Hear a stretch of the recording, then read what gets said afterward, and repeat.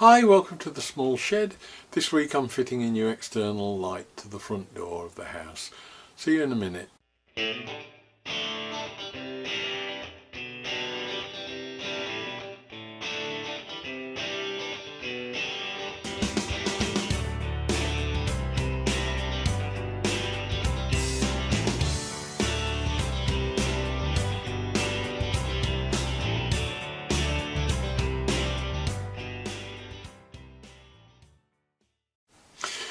Now, when I did some work on the house about 20 years ago, I put a new external light up, but at the time we hadn't got a lot of money, so it was a cheap nasty plastic thing that I think we bought from B&Q or somewhere like that. It's been there, it's served its purpose, but it's getting very old and tired now.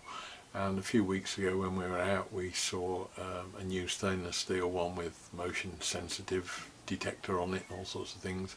So I thought we'd get that and fit that. So really I'll just have a quick look at that and how we put that up on the house.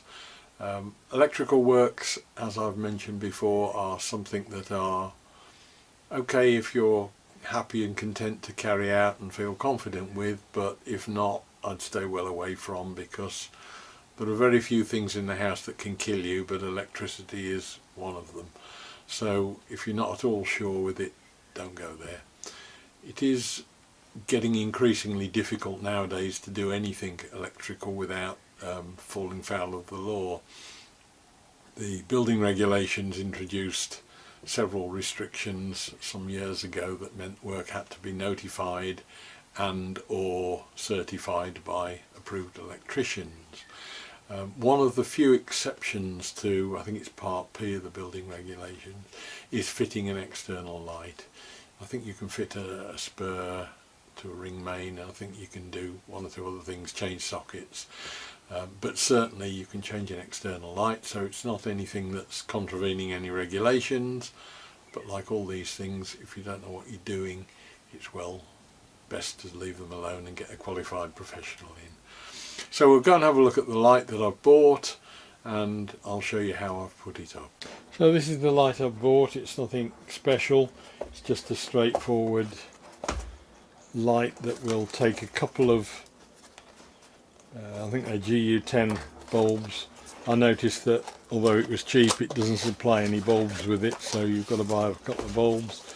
I shall put LEDs in, but at the moment I've just found a couple of spare GU10s that I had when we altered the kitchen lights, that are the tungsten halogens. But it's a stainless steel with an uplighter and a downlighter. Full of instructions there. I got this from Wix. It was about £20 I think. And essentially it will be 2 or 3 wires to connect inside it. So we will go out and have a look, see what we've got on the existing one, and then I'll have to short out the actual main on-off switch within the panel and probably take the old switch out. Now, in order to set the light up, there are a number of controls. You slide down the hood over the PIR detector, and there are 3 small screw heads in there that will take a screwdriver just to adjust the timings on the light as to how long it's on for, how sensitive it is, and you can turn it fully clockwise on one of them just to make sure it's on all the while.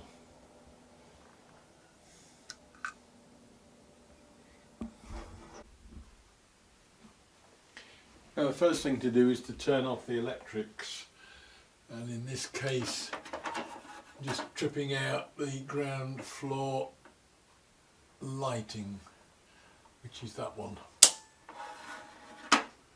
Now that's all right, but the second thing to do is to make sure that that has actually achieved what you want to achieve. Given that you don't know who's done the electrics in the first place, you don't know whether they were certified, tested, checked out electricians. They may have just done the sort of thing that I used to do and just bodged to the nearest light fitting that they can find, or the nearest power source that they can find. So in this instance I'm going to the switch itself, and then I'm going to check that the light will not come on when I switch the switch, and that is off. So I now know that at least there is no power to the light itself, but it's always worth double checking with the appliance. So the first job was to try and remember how the thing went together, but fortunately the plastic was brittle and the black cover strip just snapped off almost. The two screws holding the cover were then undone and the cover was taken off and all the insides stripped out. It's 3 wires to connect it. You can see from the lamp itself that not only is it getting old and tired, but the sun has affected the one side of it so that it's become almost yellow on the face, so it was about time it was changed anyway. The fixing holes were slightly out of line with the old unit, so I had to drill some new fixing holes, pair of screws, plugs, and then connecting the light up is a reversal. There are 3 wires into the block of the light itself, an earth, line and neutral. Such is the age of the electrics in the house that these are red and black wires as opposed to the modern brown and blue, but one of these days we'll no doubt have to get that rewired, I'm sure.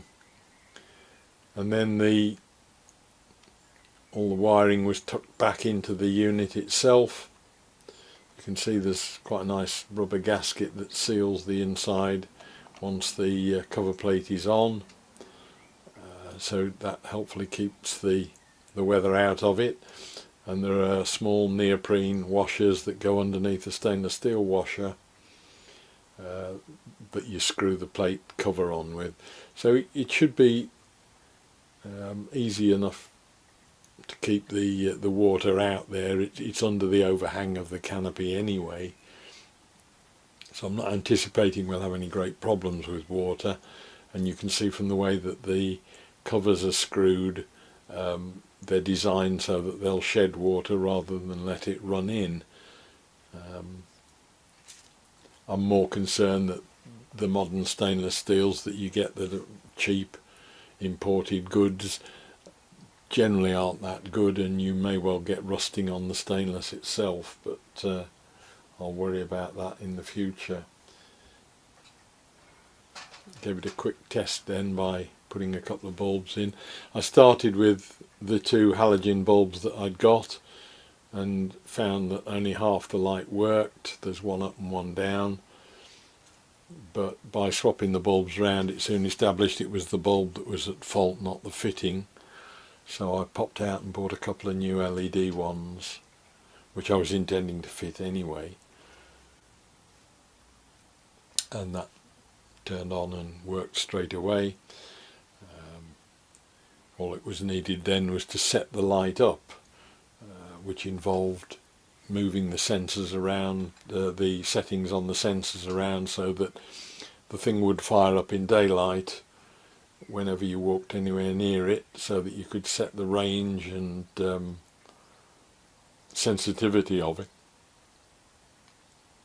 But then at night that then has had to be readjusted so that the thing doesn't come on in the daylight.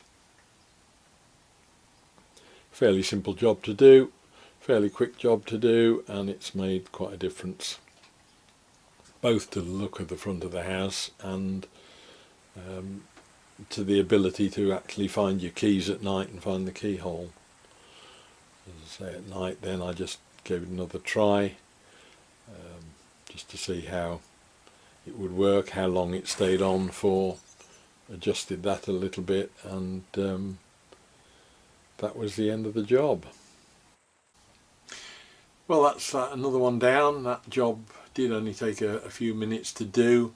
It took longer, I think, to go and get the new bulbs, and it's certainly taken several weeks to get round to doing it, but that was because of all the other things that I'm having to get done on a weekly basis. So I hope it was of interest. We'll have something else for you next week, and I'll see you then. Bye.